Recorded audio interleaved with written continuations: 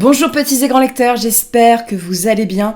On se retrouve aujourd'hui pour un update lecture. On va traverser les terres d'internet avec un concept très dégueu. J'ai pas voulu manger après. Pour ensuite voguer sur les pages de papier d'un recueil de nouvelles très connu qui s'inspire notamment de la Chine et de l'Asie par extension puisqu'il y a aussi des références à la culture japonaise. Pour ensuite terminer une duologie de young adultes qui mêle empire romain, vengeance et quête de pouvoir. Enfin conclure sur un récit de jeunesse très original qui prend pour parti pris de parler d'une histoire de fantasy plutôt adulte par ses personnages et ses thèmes, le tout en étant accessible à un public plutôt jeune.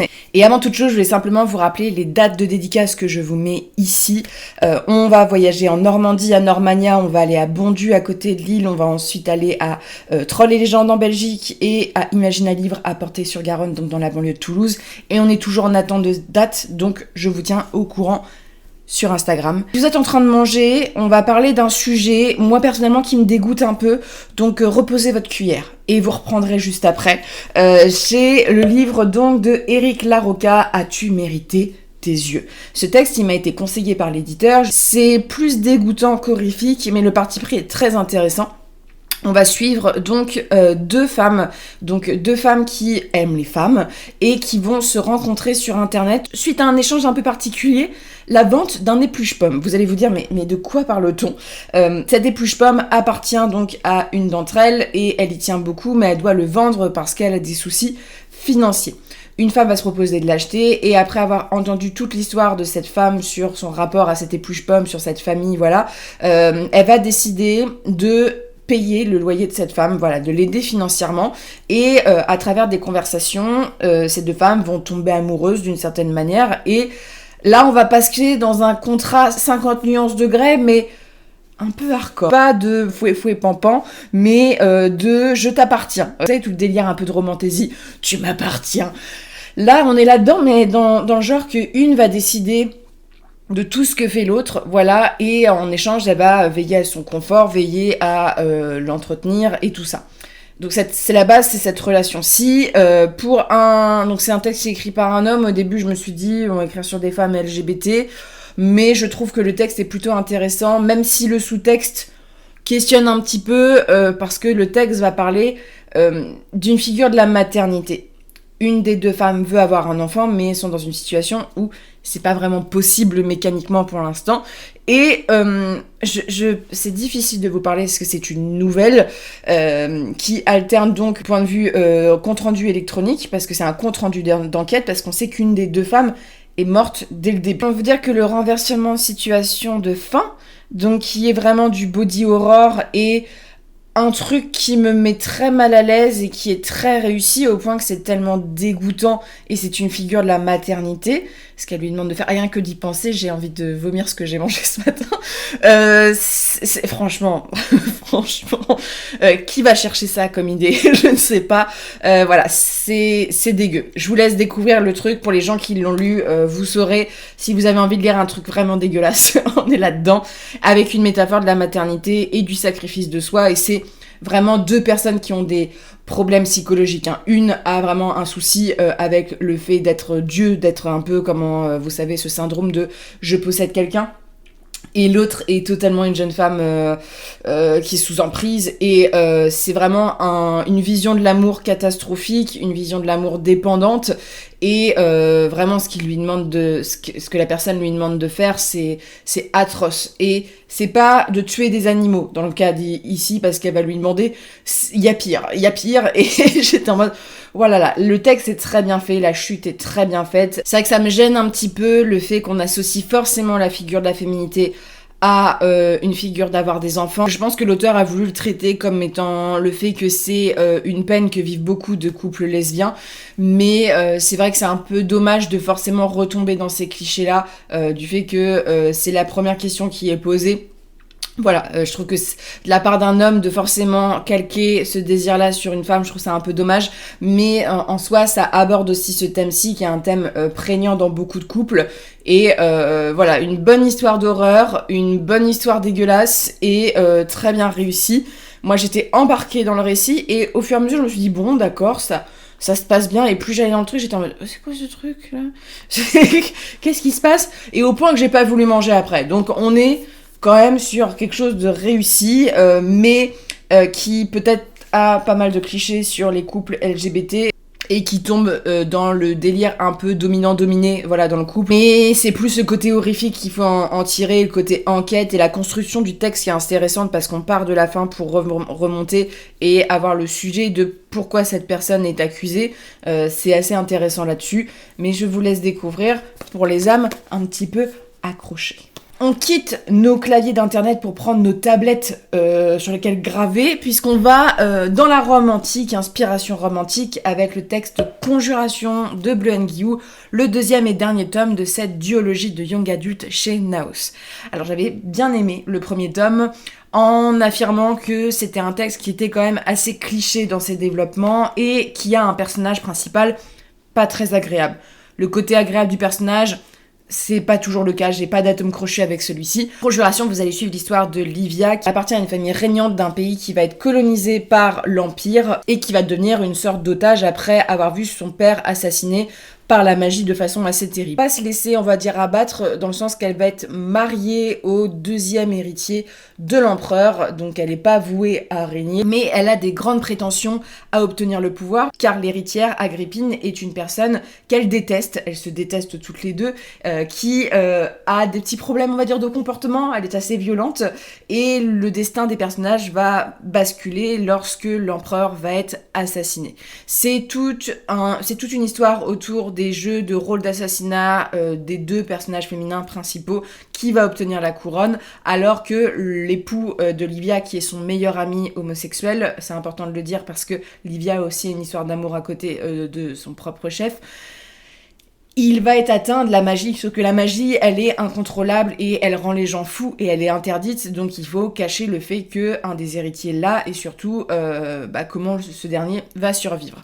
C'est un texte donc assez politique qui n'hésite pas à parler de la colonisation et de l'instrumentalisation. Et Livia, c'est un personnage, notamment dans ce tome 2, qui veut faire passer des lois pour faire reconnaître les étrangers, pour donner plus de liberté. Elle veut faire changer le monde par le biais aussi du fait qu'elle s'accapare le pouvoir en cette fin de tome 1, et le tome 2 va commencer où Agrippine menace de revenir et on voit son fantôme apparaître un petit peu partout, et Livia qui se retrouve toujours confrontée aux attentats mis en place par ceux qui veulent mettre une république donc au cœur du royaume. C'est un texte dans ce deuxième texte qui est beaucoup plus épique, on rentre vraiment dans une action assez précipitée, peut-être un petit peu trop parfois, où Livia va se retrouver avec les clés du pouvoir après avoir subi un traumatisme terrible du tome 1 et de vivre quasiment avec un stress post-traumatique à l'idée de savoir qu'Agrippine peut revenir. C'est un texte donc qui est plutôt sympa ce tome 2 parce qu'il y a énormément d'action, le coup des attentats, de la République qui vient est très cool. Le texte est un texte assez évident sur où ça va. Et ce que ça va dire, c'est pas un texte qui est d'une originalité sur le fond extraordinaire. Par contre, l'univers est plutôt bien construit, c'est ce qui sauve un peu les meubles. C'est ce qui est facile à suivre, donc c'est très bien pour de la young adulte, et qui peut paraître un petit peu cruel, c'est-à-dire que vraiment, ça sent le texte adressé à des adolescents. Nous, en tant qu'adultes, on trouve ça un peu... Voilà, Livia, c'est pas un personnage particulièrement sombre, on trouverait ça un peu gentil. Pour un public ado, quand on le remet en contexte, c'est un personnage dur qui a pris des décisions difficiles et qui est prêt à tout pour le pouvoir, quitte à assassiner sa propre belle-sœur ou même des gens qu'elle connaît, même Livia vis-à-vis de sa famille, ce qui se passe dans le tome 1. Voilà, elle a des balls, on peut dire.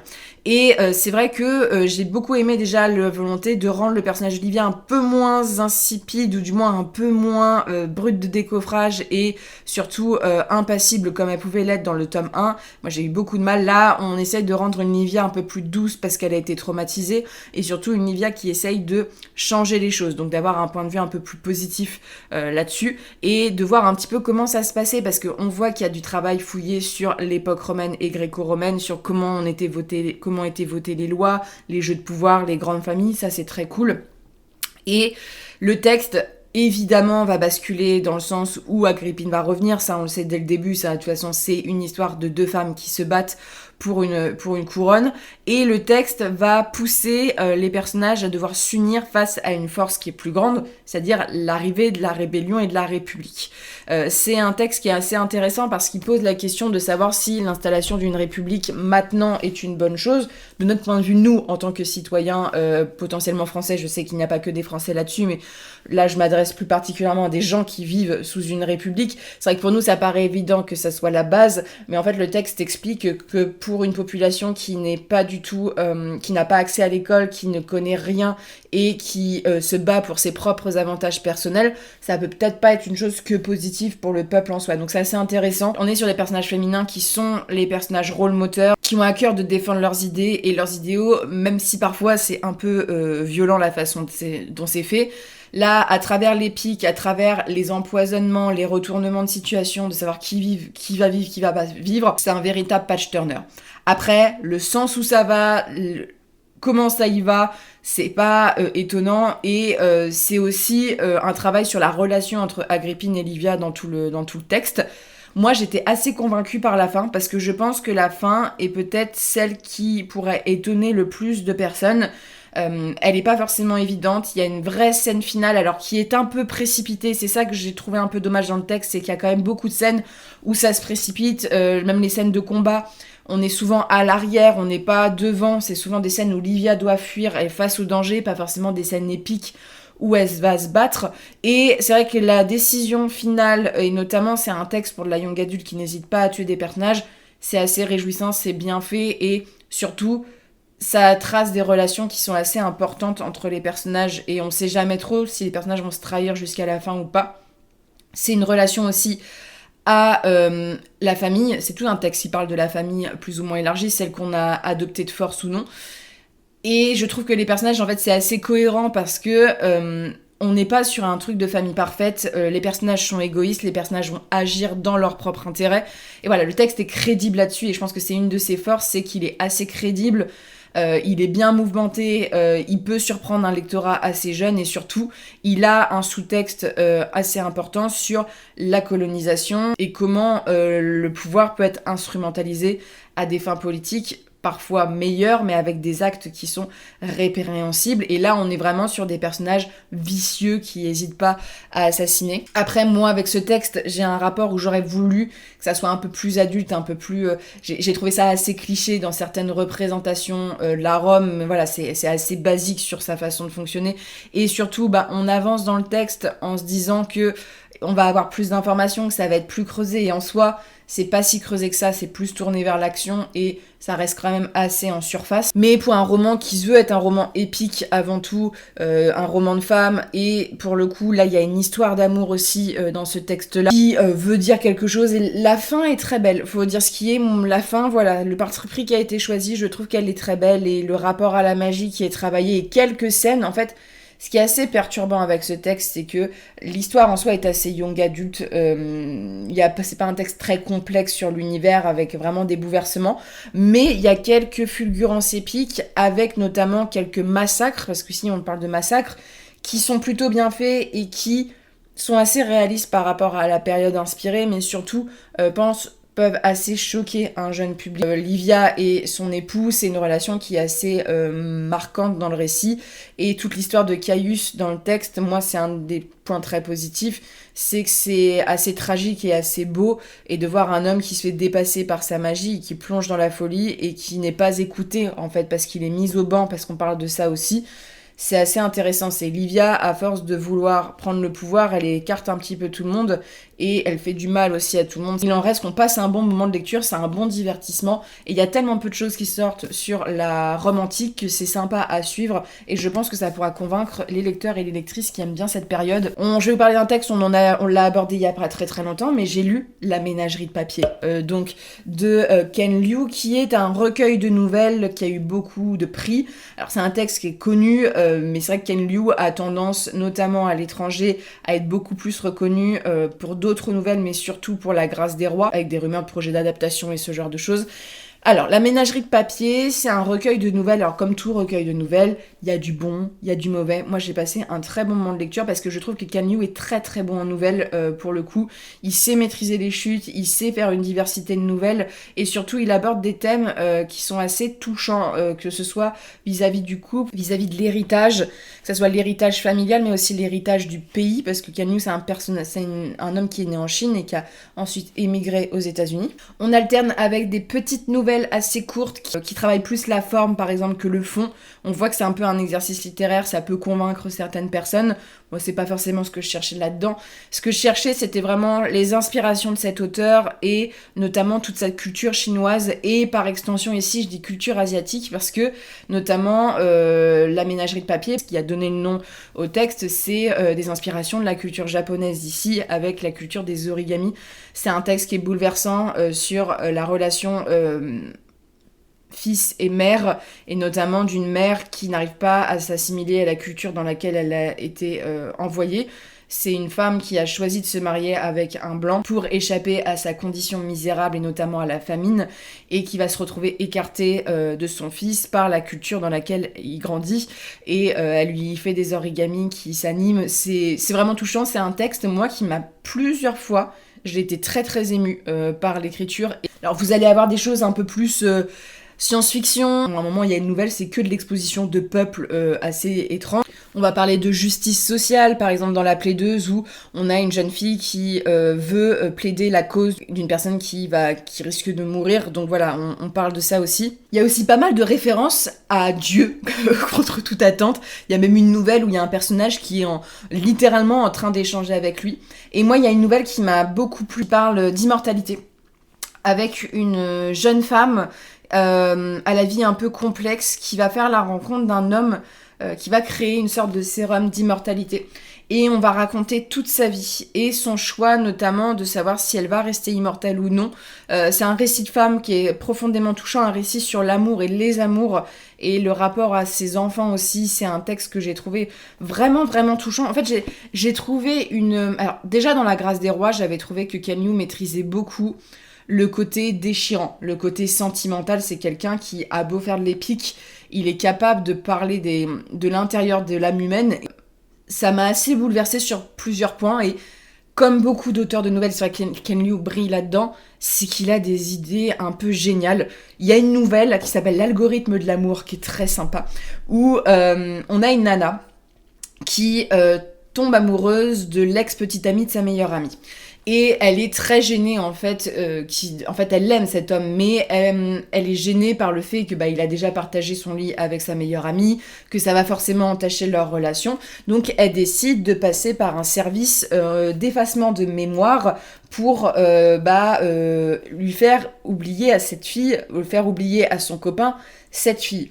Et en fait, ça va se retourner contre elle. Et c'est assez intéressant la façon dont on aborde ça. Il y a le côté satirique, il y a le côté un peu, parfois piquant et horrible dans certaines nouvelles. Alors, il y en a d'autres, je suis passée totalement à côté, mais c'est vrai que dans les recueils de nouvelles, je préfère vous dire ce qui m'a plu. Dans la globalité, celui-ci, elles sont quand même très bien, elles sont pas difficiles à lire, contrairement à certains recueils que j'ai déjà pu lire. C'est un texte qui va être engagé sur le fond, mais qui est surtout là pour vous exposer les sentiments, qui est surtout là pour vous parler de trajectoires de personnes, et qui va mélanger autant des éléments fantastiques ou des éléments de SF avec une technologie développée. C'est plus SF que fantasy. Et en même temps qui va vous parler de culture, qui va vous parler d'héritage et qui va vous faire tirer les larmes, tout en ayant des nouvelles où vous allez rester un petit peu en mode OSEF, quoi. Donc vraiment un très bon recueil de nouvelles. Je vous laisse le découvrir parce que ça c'est vraiment inhérent à chacun, parce que ça touche des sentiments humains.